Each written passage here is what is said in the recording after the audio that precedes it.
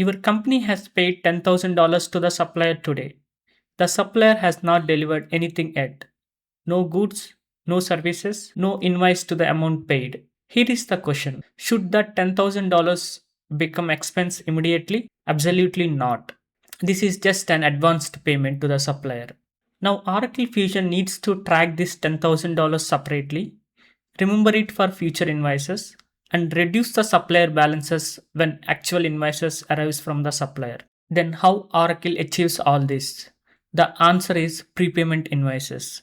In this video, we will discuss end-to-end process of prepayment invoices, including business scenario, setups, accounting at each step in end-to-end flow. That is prepayment invoice creation, its payment, creating a standard invoice, and applying the standard invoice to prepayment invoices in Oracle Fusion Payables. Let's get started. Take a business scenario where company pays $10,000 as an advance to the supplier even before goods are received. The advance is recorded using prepayment invoice in Oracle AP. Here is the end-to-end flow of prepayment invoice in Oracle AP. Create prepayment invoice, then validate the prepayment invoice. When invoice is validated, this will be the accounting entries. Prepayment account will be debited, liability account will be credited. If it is standard invoice, basically accounts payable or expense account will be debited. But as this is a prepayment invoice, prepayment account will be debited. After invoice is validated, we do payment for prepayment invoice. When payment is done, liability account will be debited and cash account will be credited. And at these two steps, liability account, here it is credited and here it is debited, they knock off each other and these two will remain. Prepayment account will be debited, cash account will be credited. That will be the net accounting till step 3. And when we receive the goods from the supplier, standard invoice will be created in Oracle AP, and this creates an accounting entries like it debits AP accounts payable account or expense account and credits the liability account. Those accounting entries are not given here. I'm just calling it out. And once that standard invoice is credited, then we will be applying the prepayment invoice to the standard invoice. That action will create these accounting entries. It debits the liability account and credits the prepayment account. And then there is no need to do the payment for the standard invoice because we are applying the prepayment invoice. That itself reduce the supplier liability and liability will be relieved. And this is the end-to-end flow of prepayment flow in Oracle AP. And here are the setups that needs to be available. In the common options for procurement and payable task, we need to set up the prepayment account and that will be used in this accounting, right? Here, wherever we are saying prepayment account, that will be derived from prepayment account that is defined in the common options for payables and procurement. And at the invoice options, we need to enable the prepayments for the business unit. These are the setups required. So now we will jump into the Fusion instance. We will validate these two setups and then we will execute the end-to-end flow of prepayments and we will review the accounting at the end. To set the prepayment account for business unit, go to Financials offering and query for the task Manage Common Options for Payables and Procurement. Select the scope as US1 business unit because we are going to create the invoices under US1 business unit. Note that prepayment account is a mandatory field and for US1 business unit we have entered the account as 13500. Click on Save and Close. To make other required setups for prepayment end-to-end flow, go to the task Manage Invoice options. Click on the task Manage Invoice options for Payables functional area. Scroll down to the prepayment section highlighted here. Check these checkboxes, use distribution from purchase order and show available prepayments during invoice entry.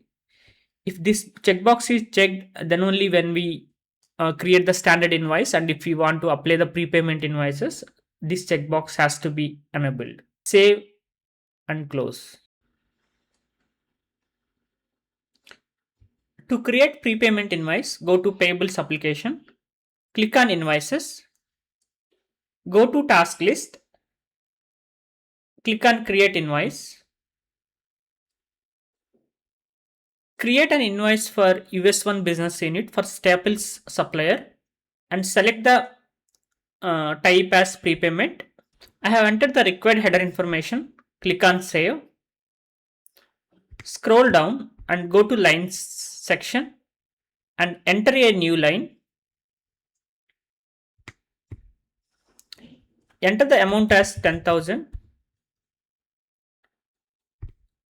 Now verify if there are any taxes for this amount. Click on calculate tax.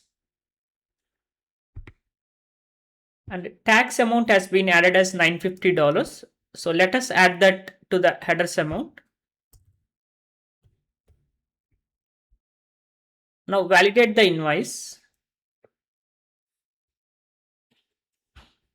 Invoice is unpaid. First create the accounting for the invoice. Click on view accounting. And if you see, it has debited the prepaid expense account and credited the liability account. Click on done.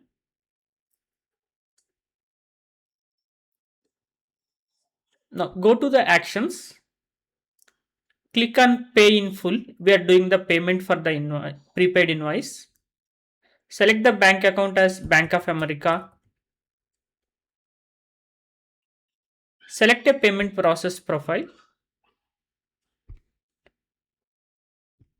I'm taking Swift MT100. Click on submit.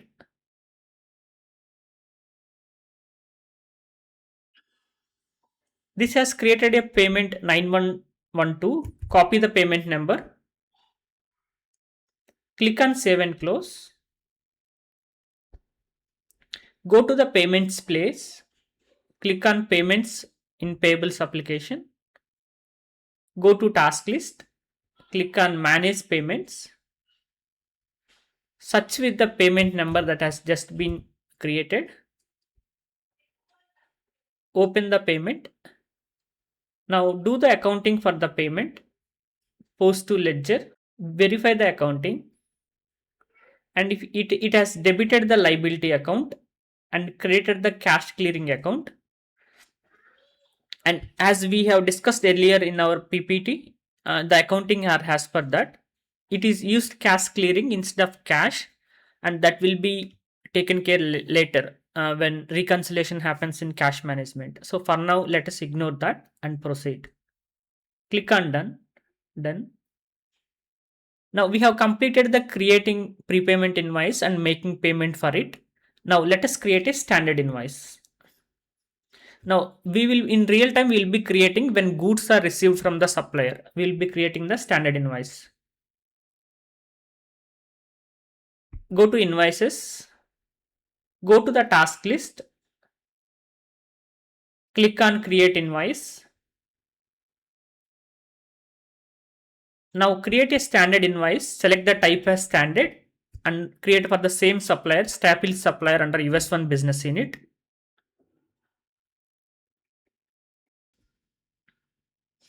I have entered the required header information.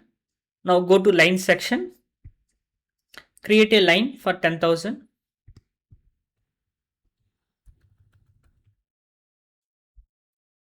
Select a distribution set. And I'm making it as 10,950 as there will be tax applied on top of it.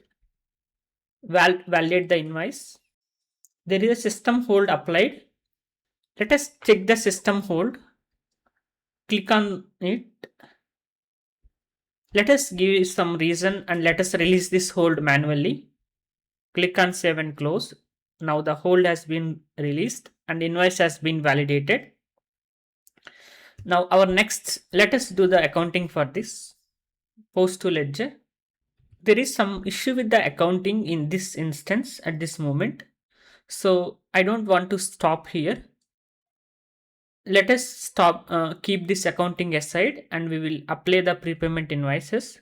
Go to the invoice actions, click on apply or unapply prepayments. And if you see, the prepayment invoice that we have created has been showing up as it is the same supplier and business unit. Click on apply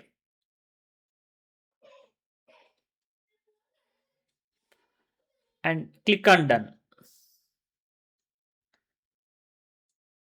Revalidate the invoice. Invoice has been validated. And if you click on here, if you see, payments is done. It is showing $10,950 has been paid. That is because we have applied the prepayment invoices to this standard invoice, and that made payment as completed. Save and close it. We have covered the end-to-end flow of prepayment invoices. Now let us review the accounting. In this image, we have given the end-to-end accounting for at all the steps when we create prepayment invoice, make payment, creating the standard invoice, and applying the prepayment invoice. We have given all the accounting entries. And if you see, when it is created, prepayment account is debited, and in the step 4, prepayment account is credited. So here these two will knock off each other.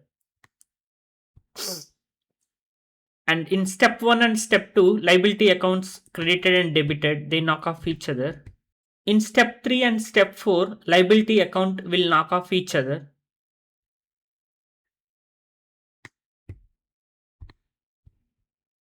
So finally, in step 2, there is a credit of cash account, and in step 3, there is a debit of accounts payable or expense account.